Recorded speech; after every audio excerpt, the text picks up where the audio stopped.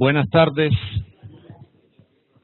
Aquí cumpliendo con una programación que estamos haciendo desde hace aproximadamente 12 años. El día de hoy, continuando con esta programación, que es casi como una educación continua, la cual realizamos el tercer jueves de cada mes a las 6 de la tarde, a la cual todos están invitados, gracias al avance tecnológico que hemos tenido y gracias a todo el apoyo que tenemos desde el punto de vista logístico de la Universidad de Antioquia, específicamente la Facultad de Medicina.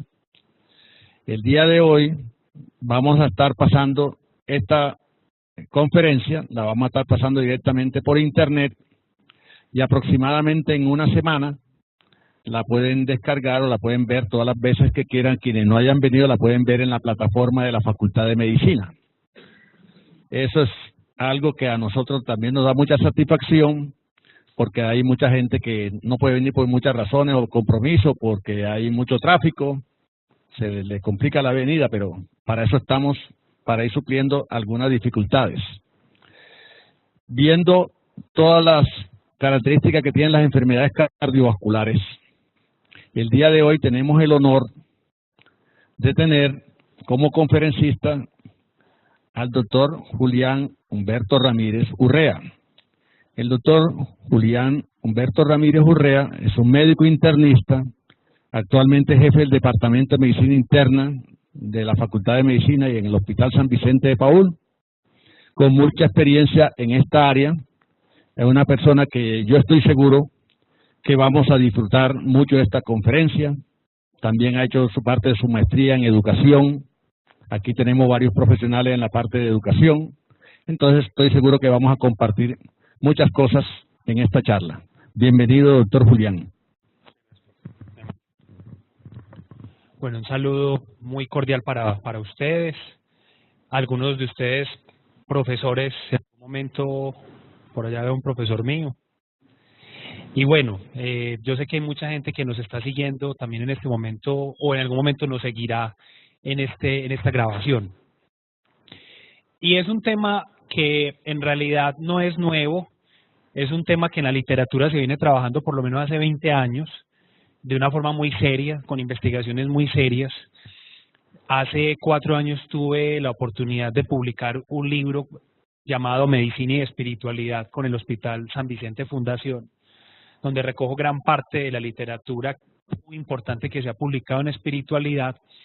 Y esto es solamente un apartado tomado a manera de ejemplo de cómo la espiritualidad trabajada con un enfoque humano, pero también muy científico y muy riguroso, tiene unos resultados bien interesantes. De manera que vamos a comenzar este viaje. Mi propósito es cumplir en esta tarde con estos objetivos, con 3 objetivos. Lo primero es que seamos capaces, saliendo de aquí, de comprender la relación y los contrastes entre religión y espiritualidad. Y esta puntualización se van a dar cuenta que es fundamental para poder interpretar adecuadamente los estudios que les voy a presentar. Parecieran ser lo mismo, pero en realidad nos vamos a dar cuenta que no son lo mismo, necesariamente no son lo mismo, aunque sí tienen una estrecha relación en ocasiones. El segundo objetivo es mostrar la evidencia más sólida, por así decirlo, que muestra la eficacia y la utilidad de la espiritualidad, tanto para prevenir como para tratar la enfermedad cardiovascular. Hice una revisión en la literatura y lo que les traigo son los estudios de una mejor calidad metodológica. En esto hay mucho tipo de publicaciones, algunas de una rigurosidad, digámoslo así, un poco más débil, y traté de seleccionar como los estudios más paradigmáticos que convenzan o nos reafirmen la importancia de la espiritualidad en el escenario de la salud cardiovascular. Deliberadamente le cambié el nombre a la conferencia. Me gusta más hablar de salud cardiovascular que enfermedad cardiovascular. Y lo último es que indiscutiblemente la idea es que nos llevemos algo para la casa como terapeutas que somos, como personas de la salud, pero también probablemente como personas del común, de qué aspectos prácticos podemos tener en cuenta para trabajar este tema y trabajarlo específicamente con algo muy importante, y es trabajarlo con total transparencia y rigurosidad, como todo tipo de intervención en medicina. Entonces vamos a hablar de estos tres puntos que corresponden con los objetivos, algunas definiciones, un breve estado del arte y por último la pregunta de cómo abordar esos aspectos espirituales con los pacientes, que a veces eso es complicado, sobre todo porque uno a veces como médico o como persona del área de la salud o incluso uno como paciente pudiera tocar ese tema y hay una barrera muy grande que a veces nos separa de eso. Entonces empecemos con esta primera pregunta. ¿Qué es la religión y qué es la espiritualidad y cómo se relacionan ambos términos? Entonces, las definiciones que traigo a continuación son definiciones traídas directamente de la literatura. Como el uso de estos términos ha sido un uso un poco conflictivo en el mundo de la medicina, específicamente porque en la medicina hemos estado parados mucho tiempo en los discursos mecanicistas, en los discursos biológicos. Hacer una aproximación desde la medicina a este tipo de discursos no es fácil. Entonces, como esto era una necesidad tan imperiosa para los pacientes, un consenso muy grande de médicos en cuidado paliativo de Estados Unidos se sentó y acordó una definición y hace una distinción entre una cosa y la otra. Entonces, se dice que la religión es un sistema de creencias organizado que conecta a las personas con un ser superior, otras personas o creencias y valores de uno mismo. La religión es más parte de un sistema de creencias, de una doctrina, de una moral específica, de unos rituales específicos. Sin embargo, cuando hablamos de espiritualidad, hablamos de un aspecto mucho más amplio. Y es una definición que este consenso nos trae que hace énfasis en tres aspectos. Lo primero es que es un aspecto dinámico e intrínseco del ser humano. Es decir, esto hace parte del ser humano. La espiritualidad hace parte del ser humano. Es una afirmación de hecho. Pero es dinámica, porque no significa lo mismo en todos los momentos de la vida. Además, tiene más que ver con la búsqueda de sentido y tiene diversas formas de expresión. Mantengan en mente la palabra sentido, porque digamos que esa es la raíz conceptual de espiritualidad que en la literatura se está empleando. Y cuando uno rastrea el término de sentido es muy bonito, porque quizá la primera persona que empezó a hablar de sentido en medicina fue el famoso doctor Viktor Frankl. Y él, desde de los propios libros que escribió, como El hombre en busca de sentido, empieza a acuñar el término de sentido y esa escuela, digámoslo así, de pensamiento, que tiene que ver mucho con la logoterapia, tiene mucho de esta corriente de espiritualidad en medicina. Entonces es muy importante situar ese concepto antes que nada. Repito, para poder entender cómo van a ser las intervenciones que vamos a hacer sobre los pacientes, pero fundamentalmente para que sepamos los estudios de alguna forma qué alcance van teniendo. Eso es muy importante. Entonces, fíjense que aunque la definición es clara, lo que uno se encuentra es que en realidad se tocan en muchos aspectos. Probablemente la religión y la espiritualidad se hacen preguntas distintas y a la vez complementarias. Por ejemplo, la espiritualidad se hace más preguntas del orden de dónde encuentro el significado, cuál es mi propósito, cuál es el sentido de estar vivo, qué dirección tengo, cuáles son mis valores. Y la religión apunta como sistema de creencias clásico al tema de las preguntas de lo que es cierto y lo que es falso, lo que es correcto y lo que no es correcto, a qué iglesia puedo pertenecer, qué rituales puedo seguir. Pero fíjense que hay una gran zona de sobreposición entre una cosa y la otra. Culturalmente, incluso para nosotros, como país latinoamericano, esta distinción es más difícil de encontrarse. O sea, es muy frecuente que muchos médicos, que muchos pacientes tengan un poco de... Finalmente porque el influjo de la religión en estos países ha sido muy fuerte y muy intenso. Pero esta distinción es mucho más clara en otro tipo de latitudes. En Norteamérica, por ejemplo, esta distinción es mucho más clara. Y es incluso como se llega a tener sistemas de atención hospitalaria para pacientes ateos que se ocupan de asuntos espirituales para los ateos. Y eso es interesante porque uno siempre había pensado que un ateo no tiene espiritualidad. Y pensar así es un error, porque incluso un ateo ha de tener una razón para vivir. Si no, todos los ateos se suicidarían. Si no, toda la gente que no practica ninguna religión se suicidaría. Entonces, si hay algo del sentido, y eso es un argumento que nos permite hacer una clara diferenciación conceptual entre lo que es espiritualidad y religión. Ahora, quiero hacer una pausa y aclarar una cosa. Durante esta charla no voy a defender ni atacar si es mejor ser religioso o si es mejor ser espiritual, entre otras cosas por lo mismo que estoy diciendo. Culturalmente para nosotros esa distinción es bien difícil.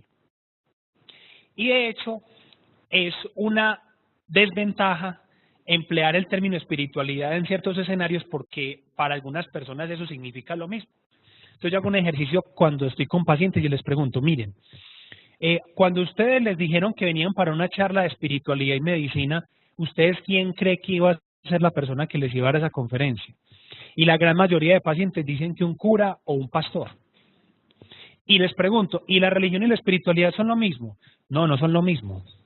Entonces miren que hay como una contradicción, porque a pesar de que sí sentimos que es un término distinto, hay algo de todas formas en nuestro subconsciente, culturalmente es la explicación más probable, que hace que los dos términos como que sean inseparables. Pero vamos a hacer el ejercicio de hacer puntualizaciones en esto que es muy importante. Voy a traerles un par de frases de un escritor de cabecera que descubrí hace poco, aunque no es nuevo, que es el señor Coetzee, un premio Nobel sudafricano, hablando de temas de educación. Y este señor dice, aprendemos aquello que deseamos más profundamente. Quizás es lo único que uno aprenda, lo que uno desee más profundamente. Entonces, haciendo énfasis en esta claridad de la primera pregunta, ¿qué es la religión, qué es la espiritualidad y cómo se relacionan las dos cosas? Y teniendo en mente que vamos a hablar básicamente de espiritualidad como búsqueda de sentido, de propósito, vamos a mostrar algunas investigaciones que tratan de dar cuenta de cómo la espiritualidad ayuda a prevenir la enfermedad cardiovascular o mantenerlo uno sano mejor, y cómo también la espiritualidad es muy importante en las facetas más complejas del ser humano, que es cuando se enfrenta a la muerte a causa de una enfermedad crónica. Eso es una pregunta y es un asunto bien delicado. Hablemos primero de prevención. Definitivamente es indiscutible, esto está supremamente claro, que el estrés nos está matando, que el estrés mata a la gente. El estrés es una respuesta biológica que se supone nos ayuda a combatir un peligro. Pero en el mundo moderno, a no ser que vivamos en África o en lugares donde hayan muchos animales, ese sentido de alerta probablemente no lo necesitemos tanto. Bueno, en ciertas partes de Medellín puede que sí. Pero en general, digamos que uno no tiene el sistema de alerta activo todo el tiempo y no necesitaría tener un sistema de alerta activo todo el tiempo. Pero está muy claramente demostrado cómo el estrés, específicamente psicosocial y crónico, ejerce unos efectos adversos que son independientes en la salud cardiovascular. Eso está plenamente demostrado. Y hay datos muy impactantes como que el 30% solamente del estrés crónico, el 30% del riesgo atribuible a infarto agudo de miocardio. Es decir, el 30% de la gente que sufre un primer infarto tiene como factor de riesgo desencadenante el estrés psicosocial. Entonces es una cosa bien delicada. Y hay estudios que muestran que la hostilidad, la depresión y la ansiedad, esos estados muy frecuentes en muchas personas, aumentan el riesgo de enfermedad coronaria y de muerte cardiovascular. Es decir, una persona que se infarte y que además sea hostil y depresivo y ansioso, tiene más probabilidad de morirse de un infarto. Y hay otras cosas con relación al estrés, cosas por ejemplo como la desesperanza. La desesperanza es el mayor factor de riesgo cardiovascular dentro del estrés psicosocial. Por eso probablemente sea un delito, o probablemente en 50 años sea un delito, quitarle la esperanza a un paciente. Porque la esperanza sí puede matar a un paciente, la desesperanza sí lo puede matar. Y por eso pues es importante no quitarle el soporte vital a un paciente así de buenas a primeras porque lo dejas en el aire, lo puedes matar. La sensación de urgencia e impotencia está relacionada a la hipertensión arterial. Entonces hay estudios muy bonitos que muestran que una persona con una personalidad impaciente, súper ansiosa, que le parece que todo es urgente, sufre más de hipertensión arterial. Entonces hay un pensador que dice que si todos los asuntos de la vida uno los considera de vida o muerte, se va a morir muchas veces. Esa es la mejor definición de urgencia. Como si uno constantemente sintiera que algo malo le va a pasar. Esa sensación de urgencia aumenta la presión arterial. Y el comportamiento autodestructivo, que tiene mucha relación con el estrés, pues obviamente impactará en la baja adherencia al consumo de los medicamentos que se necesiten o de los controles que necesiten. En ese orden de ideas, quiero mostrarles esta gráfica. Realmente el detalle aquí más importante para los que no entiendan de epidemiología es el siguiente.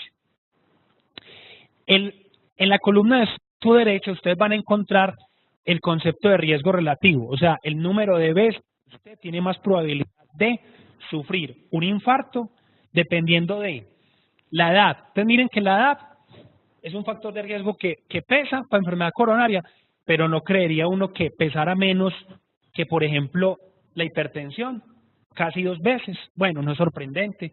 Fumar, fíjense, fumar obviamente pesa. La diabetes, naturalmente, la hipercolesterolemia, naturalmente, pero miren lo que empieza a pasar aquí, y esto es una cosa bien interesante.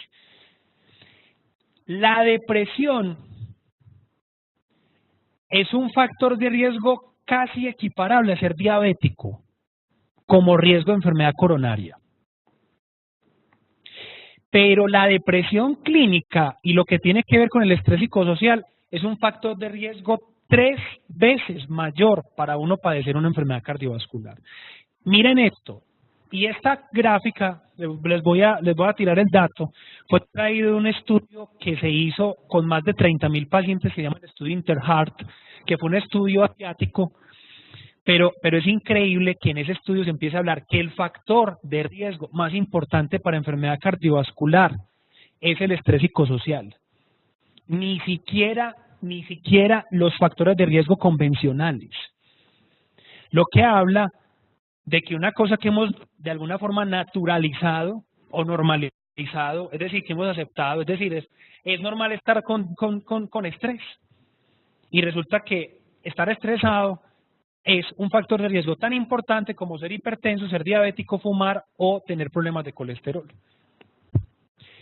Entonces, hay un modelo muy bonito que seguramente ustedes conocen, es un modelo biológico muy bien sustentado de por qué el estrés crónico genera enfermedad cardiovascular. Yo no me voy a detener a explicar esta gráfica tan larga, pero vale la pena mencionar que el estrés tiene unos efectos indirectos que tienen que ver con la respuesta comportamental, es decir, como la válvula de escape. Una persona estresada probablemente consuma más tabaco, consuma más alcohol, coma más desordenadamente.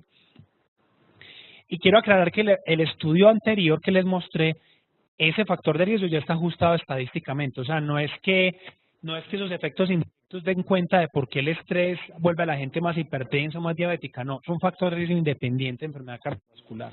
Eso es importante aclararlo.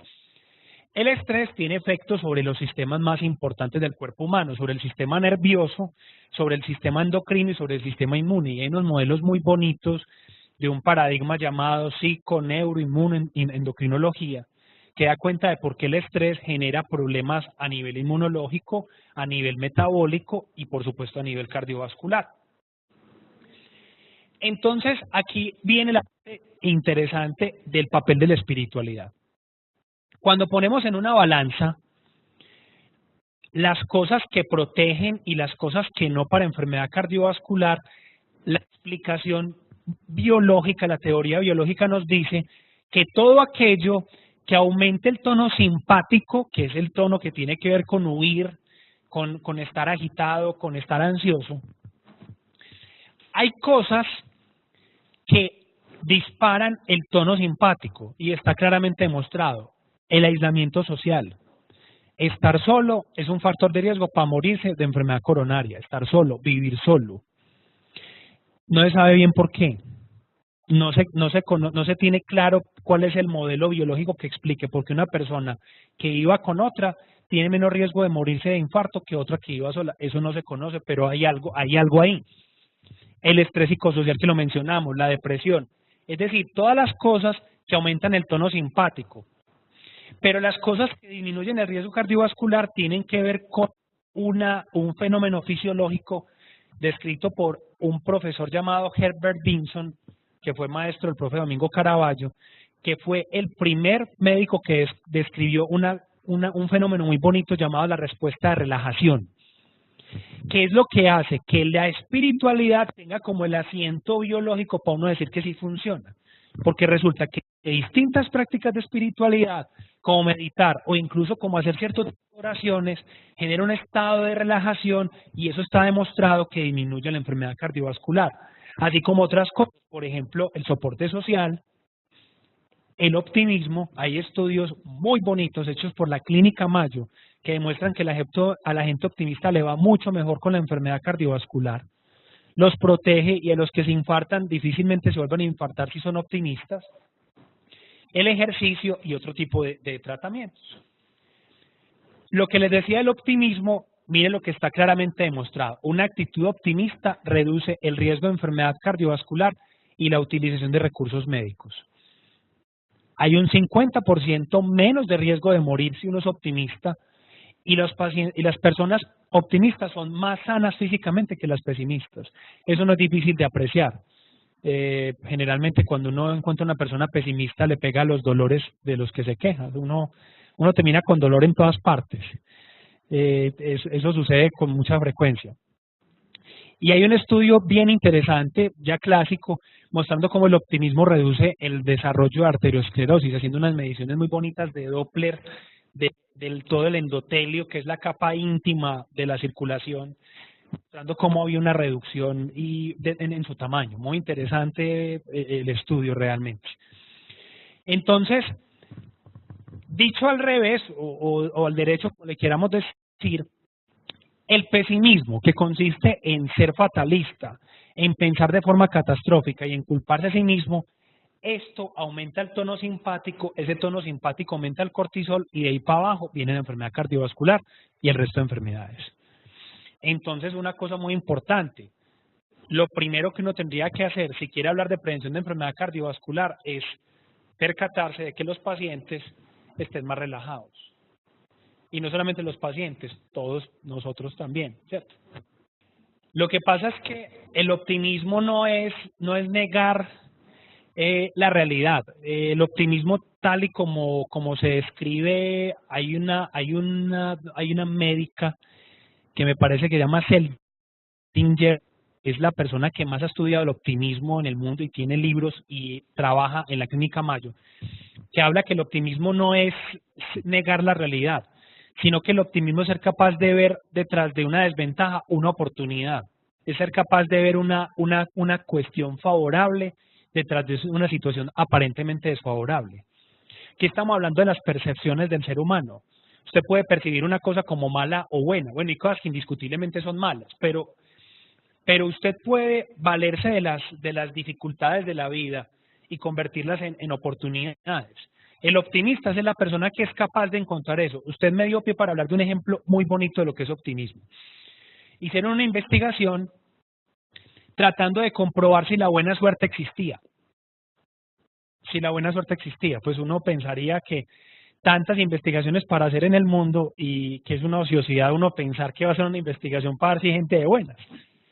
Pero miren qué interesante. Entonces cogieron unos voluntarios y les preguntaban, bueno, ¿ustedes se consideran de buenas o de malas? Los de buenas para un lado, los de malas para el otro, listo. Entonces hicieron 2 experimentos con esta gente. El primer experimento consistió en darles un periódico a cada persona y decirles, busquen en este periódico una oportunidad excepcional de ganar dinero. Y casi todos los del grupo optimista vieron en un recuadro chiquito del periódico participar en una investigación como voluntarios y ganarse $200. Y los pesimistas, ninguno vio ese letrero chiquito del periódico. Los pesimistas no lo vieron. parece que ahí hay un tema, incluso desde el punto de vista neurobiológico está demostrado que el cerebro de un pesimista funciona diferente. Perceptivamente hay unas áreas de la corteza cerebral que se activan diferentes. Es como un pensamiento estrecho, como tubular, como si uno tuviera unos, como los caballitos que van así, que no ven el ambiente periférico. Y lo otro fue que pusieron a ir a una fiesta a los optimistas y los pesimistas, y los observaron. Y claro, los pesimistas consiguieron más contactos, consiguieron más amigos, consiguieron oportunidades de empleo con la gente, y los pesimistas se quedaban encerrados entre ellos criticando los vestidos de la gente. O sea, los pesimistas se dedicaban a encerrarse en grupos a ver la gente cómo se vestía, y los optimistas se dedicaban a conseguir amigos. Ahora sí lo dije. Los optimistas se dedican, es decir, el tema del optimismo no es uno decir va a escampar y está lloviendo. El tema del optimista es voy a aprovechar la lluvia para tomarme un baño que hace unos días no me tomo, o me voy a relajar, o voy a caminar por la lluvia. Es una cuestión de actitud, sí. De hecho, hay unos modelos que muestran que la resiliencia está en conexión directa con la espiritualidad, porque la espiritualidad es una fuente de sentido. Y incluso hay un sociólogo judío que hizo una investigación con unos judíos que habían estado en campos de concentración, que habían llegado a muy avanzada edad, y empezó a ver qué pasaba con ellos. O sea, los ancianos más saludables que les había pasado, y uno se sorprendería al saber que la mayoría de ellos habían pisado campos de concentración. Yo decía, pero ¿cómo? Entonces un campo de concentración aumenta la supervivencia. No. De alguna manera estas personas desarrollaban tal sentido de vida, tal búsqueda de sentido, que los hacía sobreponerse aún a los recuerdos dolorosos y a las realidades dolorosas que habían vivido. Entonces ese término es fundamental, y de hecho pues esa es como otra vertiente para hablar de esto.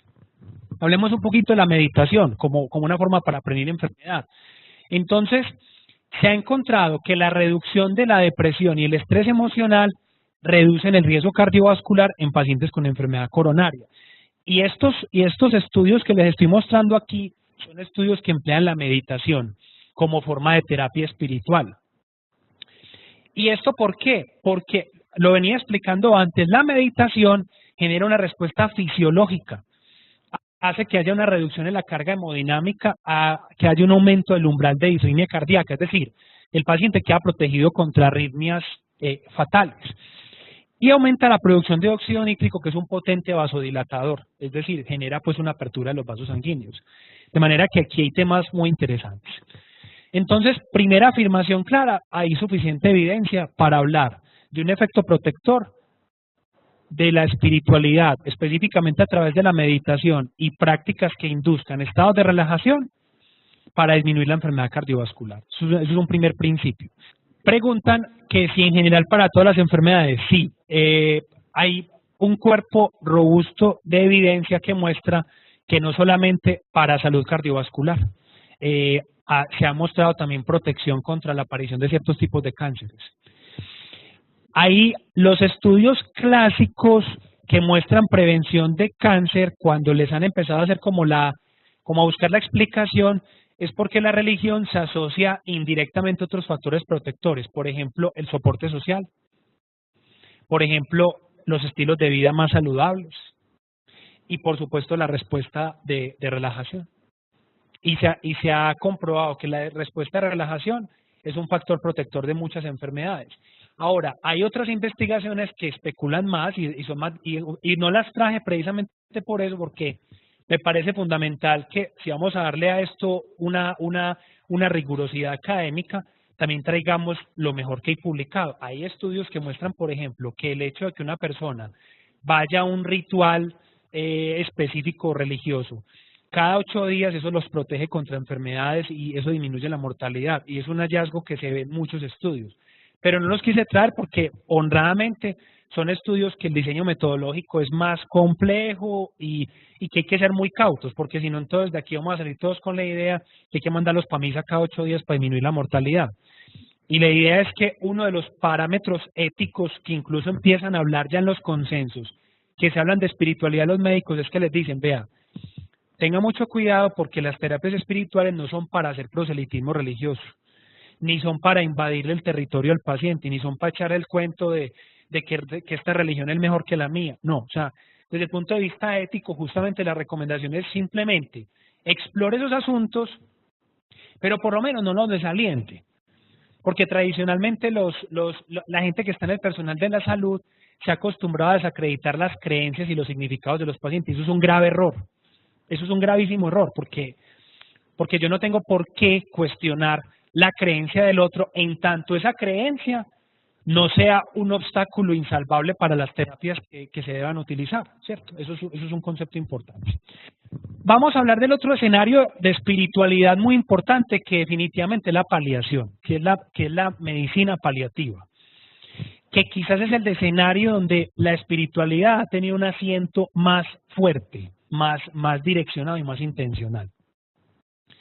Todos sabemos por experiencia personal, con pacientes o con seres queridos, que a medida que los pacientes se enfrenten más a enfermedades graves y crónicas, se enfrentan a las realidades del morir. Y enfrentarse a esas realidades del morir no es sencillo. Y por eso es que en casi todos los seres humanos, sin excepción, cuando está llegando al final, empiezan a surgir asuntos espirituales y existenciales. Entonces, por eso es tan importante que la gente que trabaja con pacientes, y que incluso los pacientes, sepamos cómo abordar esas preocupaciones, incluso sepamos hacer un diagnóstico que va a sonar extraño, que se llama la angustia espiritual o el sufrimiento espiritual. Algunas sociedades científicas en medicina están considerando esto una enfermedad. Como toda definición problemática y compleja, no es un asunto que esté 100%, digámoslo así, aprobado, pero a través de este ejemplo yo espero que quede claro que esa entidad definitivamente sí existe y que puede complicar mucho las cosas. A medianoche me llamaron urgente a ver a un paciente en el hospital, en el pabellón de oncología. Era una señora con una enfermedad que se llama mieloma múltiple, que es una enfermedad que genera unos dolores óseos muy intensos. Y esta paciente estaba requiriendo dosis de morfina, mejor dicho, habitualmente, extraordinariamente más altas de lo que un paciente normal en ese pabellón estaban acostumbrados las enfermeras a aplicar. Ya iban en alrededor de 25, 30 gramos de morfina y la señora ni mejoraba. Entonces la señora gritaba. Entonces cuando yo llego a evaluar la paciente, estaba con un residente y el residente se adelantó. Yo le dije, anda, porfa, doctor, a ir mirando a la paciente, yo reviso la historia a ver qué está pasando. Entonces empecé a mirar el diagnóstico y todo. Mi residente salió pálido de la habitación, ¿cierto? Usualmente palidecen, y decía, profe, esa mujer está inconsolable, yo no sé, esa mujer está gritando, esa señora se está revolcando en esa cama, yo no sé qué le pasa a esa mujer, no soy capaz de abordar la situación. Entonces, bueno, como uno de profesor tiene y sé que tener las soluciones mágicas, yo me rascaba la cabeza, no, y que es R3, que vaya a terminar medicina interna, no hizo nada, ahora yo qué voy a hacer. Pero bueno, en realidad yo sí traía como una sospecha en mente, porque ya me habían tocado otros casos parecidos de pacientes. Entro a la habitación, la señora grita y le hice esta pregunta: señora, ¿qué es lo que le duele? Pues estaba claro que tenía dolor. Y estaba claro que el dolor era en todas partes, pues si es un mieloma. Doctor, a mí me duele es el alma.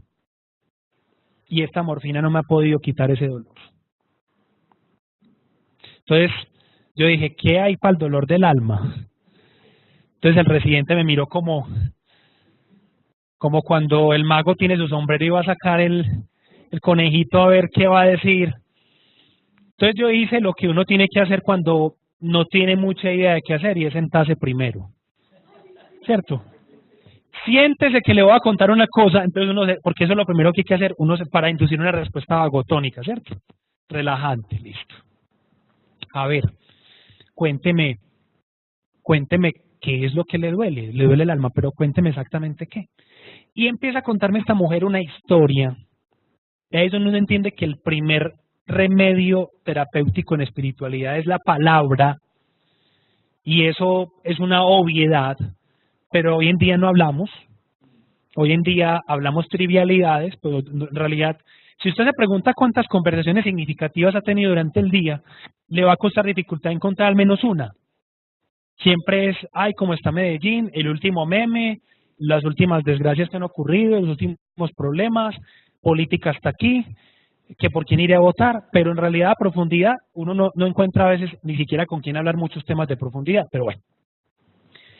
La señora me cuenta, para no alargar mucho la historia, que primero creía que esa enfermedad era producto de una brujería hecha por la hermana de ella con la que no se hablaba hacía 30 años, y que ella se sentía muy mal porque llevaba 20 días hospitalizada y su hermana no la había visitado, con la que no habla hace 30 años. Algo así. Pues el siguiente paso fue hablar con el capellán del hospital y decirle, mire, hay una situación aquí de perdón que necesito que usted sea el que me ayude con eso, ¿cierto? Y es, le conté la situación, le dije, yo necesito que esta mujer pueda hablar con su hermana. Esto fue algo muy impresionante porque luego de la conversación con la hermana, luego de un momento de perdón muy bonito dirigido por el capellán, la señora redujo drásticamente la cantidad de morfina que necesitaba para su dolor. Y esto es un tema que está bien documentado en la literatura. Hay literatura en medicina paliativa que habla que los pacientes con enfermedades oncológicas o con dolor crónico que experimentan sufrimiento espiritual requieren 2 o 3 veces más analgésicos para calmar su dolor crónico. Y es un hecho comprobado, aquí no estamos exagerando. Por eso me gusta que hagan las preguntas, porque me gusta hacer precisiones en esto. De manera tal que ese tema del sufrimiento espiritual, ¿qué es? Entonces me dirán, ¿qué es? Entonces, sufrimiento espiritual, definido por la literatura, es un dolor no físico, no emocional, que tiene que ver con una sensación de falta de unión o armonía con o un ser trascendente o una relación. Por ejemplo, cuando un paciente dice, esta enfermedad es un castigo de Dios, eso es un síntoma de sufrimiento espiritual. Cuando un paciente dice, es que esta enfermedad me la merezco porque yo fui muy mal padre o muy mala madre y a mí esto me lo están cobrando, eso hace parte del sufrimiento espiritual. Y ojo, porque esto ha demostrado aumentar la mortalidad de los pacientes.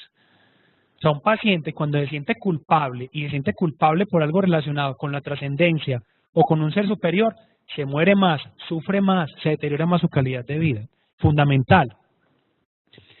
Voy a hablarles de unos cuantos estudios.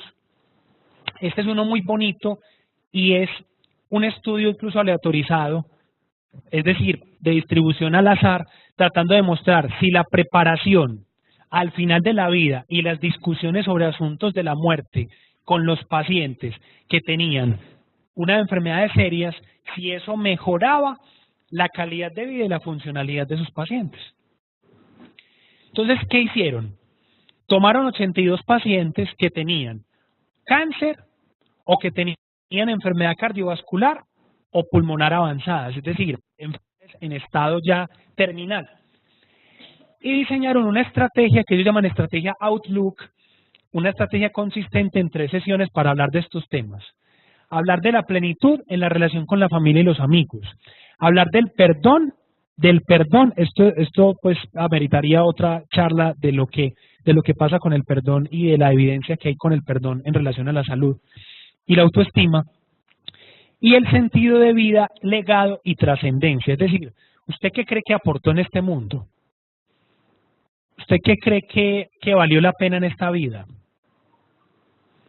¿Usted qué cree que hizo bueno en esta vida? Entonces, la idea era que a raíz de estas conversaciones se evaluara el impacto de esa intervención espiritual en dolor, funcionalidad, ansiedad, depresión, calidad de vida y bienestar espiritual.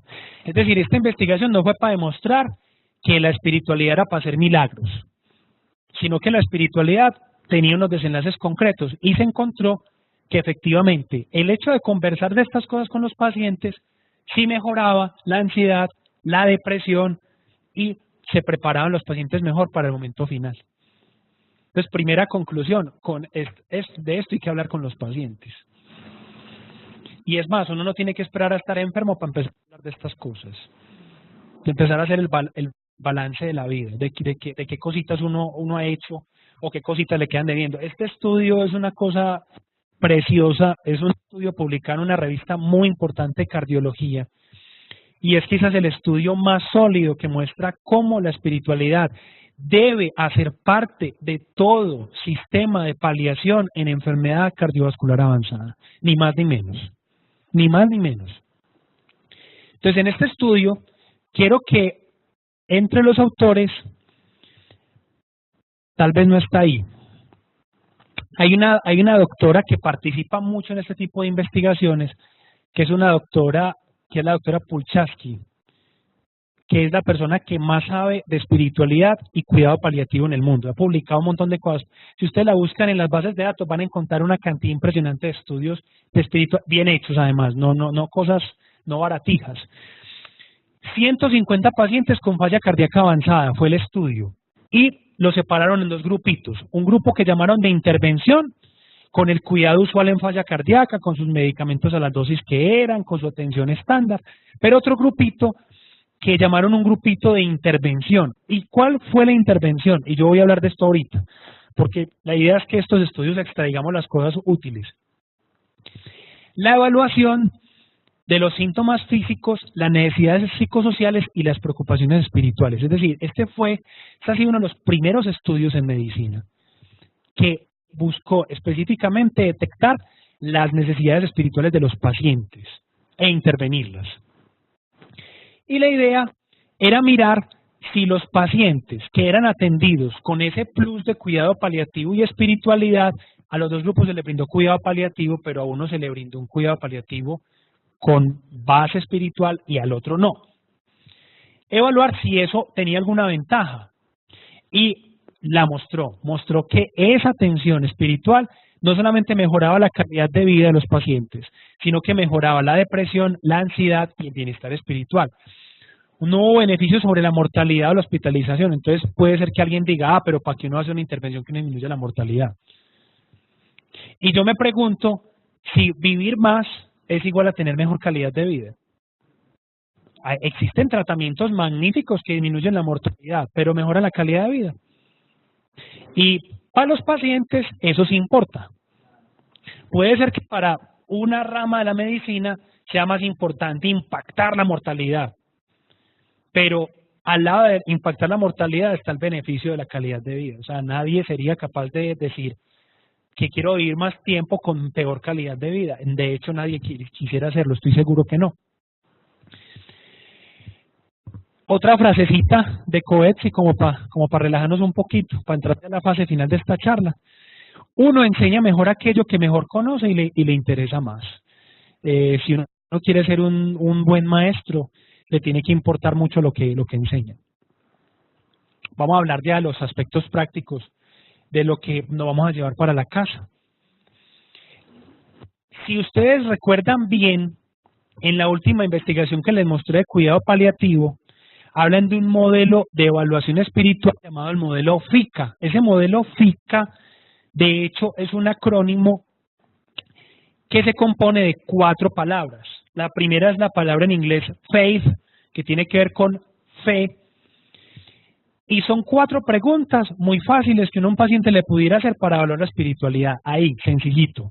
Es una escala validada en muchas partes del mundo. En Colombia no hemos validado, por supuesto. De hecho, en Colombia de esto muy poquita gente habla.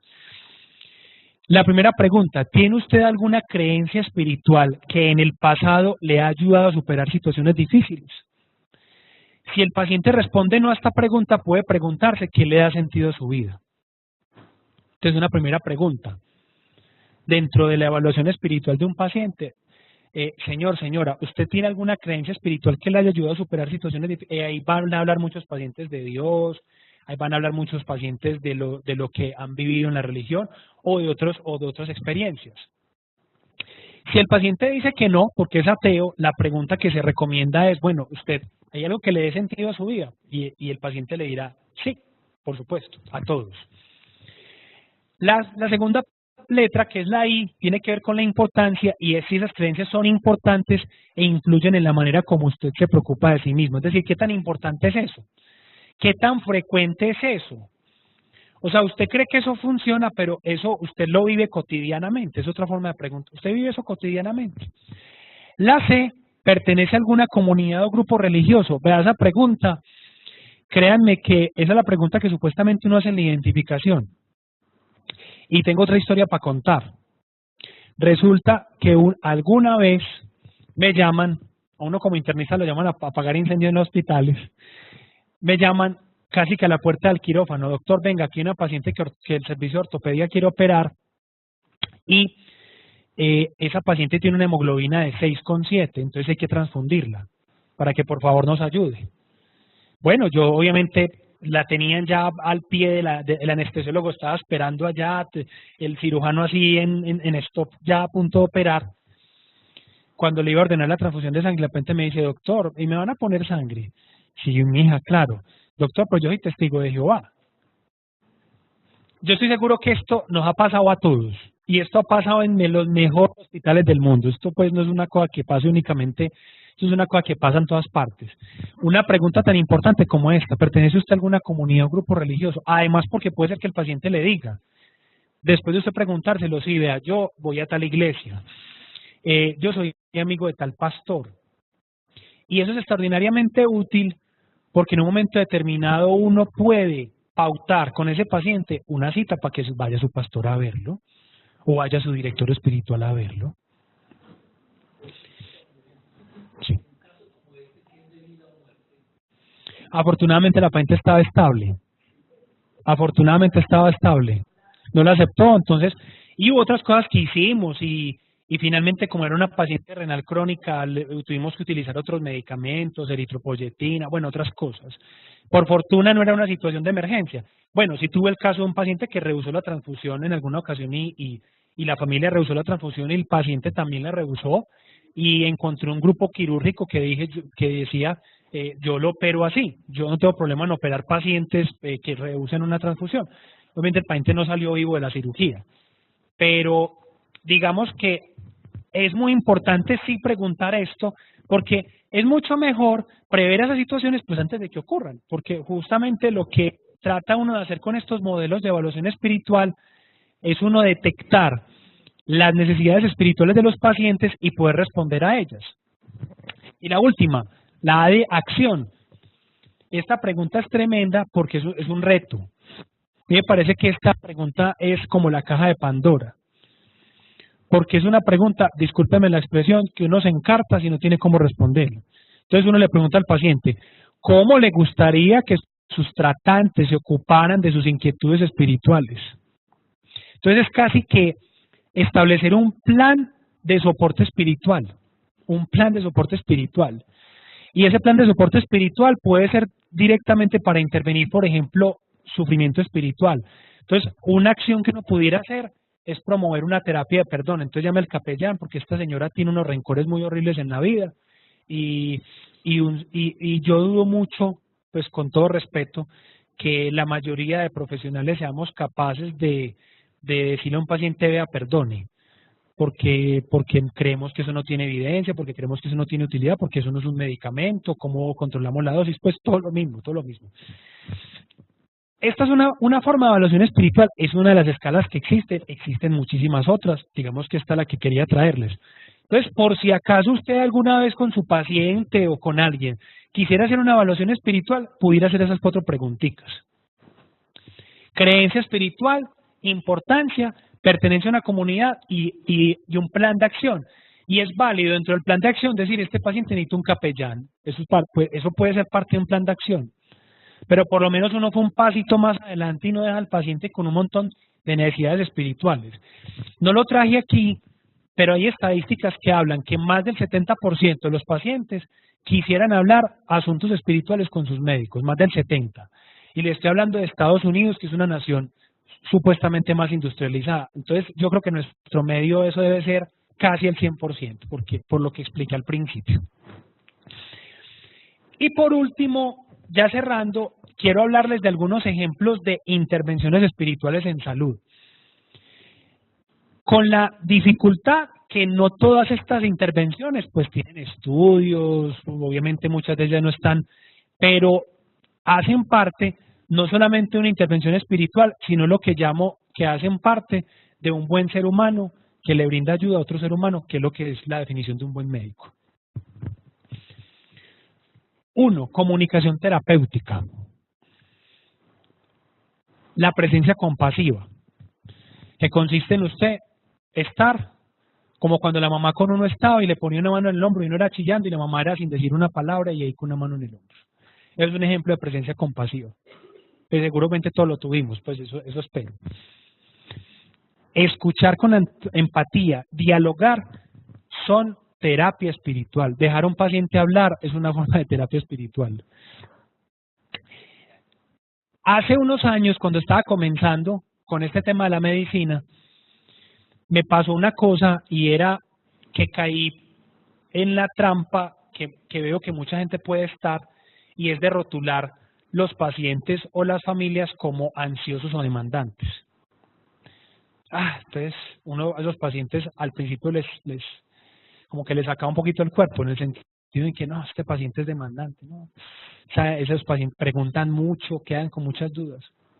Y descubrí una cosa, pues descubrí es mucho, pero en realidad eso no es descubrir, pero usted simplemente se sienta con ellos y habla 5 minutos y les explica qué está pasando y les explica con calma qué está haciendo. Y eso solo convierte a un paciente o una familia de demandantes en un paciente, en una familia normales. La forma como la familia y los pacientes expresan sus demandas son una profunda preocupación inducida por la ignorancia de su cuadro clínico, de su diagnóstico, de su tratamiento. No saben para dónde van, no saben qué se está haciendo. Incluso te pueden decir a la cara, es que ustedes no están haciendo nada, y es uno diciendo, pero Dios mío, ¿cómo que no estamos haciendo nada? 8 días de hospitalización, tomografía, resonancias, antibióticos y que no estamos haciendo nada. Pues claro, porque no se nota. Pues claro, porque no lo hemos explicado. Pues ¿cómo vamos a esperar que la gente suponga que uno está haciendo algo si uno no lo explicó? Entonces eso se parte de una terapia espiritual. Hay unas terapias más específicas, hay una que me parece importante resaltar, que tiene un cuerpo de literatura impresionante y es el mindfulness.